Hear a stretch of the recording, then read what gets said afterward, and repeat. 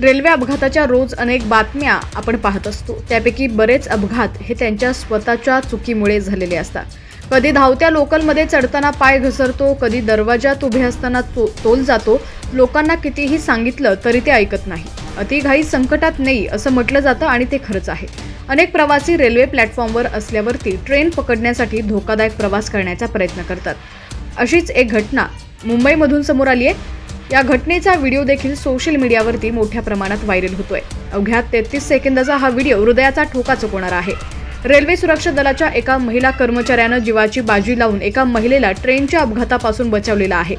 एका महिलेनं धावती एक्सप्रेस पकडण्याचा प्रयत्न केला असता तिचा तोल गेला। त्यानंतर ती महिला एक्सप्रेसच्या दिशेनं फरफटत गेली। त्याच दरम्यान ड्युटीवर असलेल्या रेल्वे पोलिसांनी क्षणाचाही विलंब न लावता एक्सप्रेसच्या दिशेनं धाव घेऊन महिलेचे प्राण वाचवलेत। या घटनेचा थरार सीसीटीव्हीमध्ये कैद झाला असून व्हिडिओ सोशल मीडियावरती प्रचंड व्हायरल झालाय।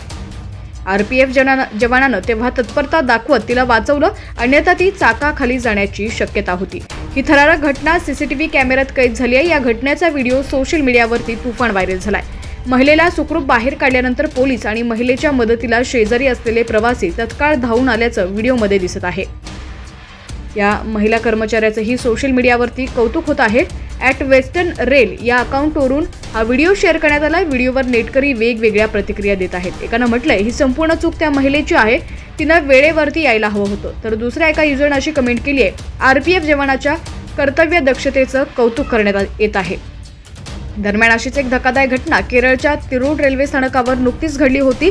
त्यावेळी अशाच प्रकारे रेल्वे पोलिसांनी धाडस करून एका चिमुकलीचे प्राण वाचवले होते।